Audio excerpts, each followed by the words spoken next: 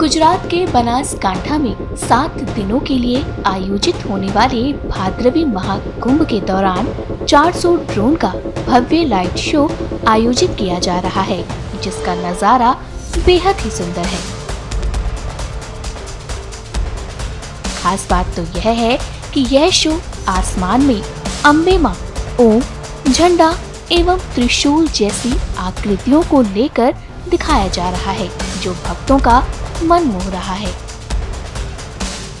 आज भाद्रवी पूनम महामेला के चौथे दिन पर जब लाखों माई भक्त माता जी के मंदिर में अपना शीश झुकाने के लिए आ रहे, तब आरासुरी अंबाजी माता देवस्थान ट्रस्ट द्वारा पहली बार एक अद्भुत, अलौकिक और दिव्य ड्रोन शो का आयोजन किया गया।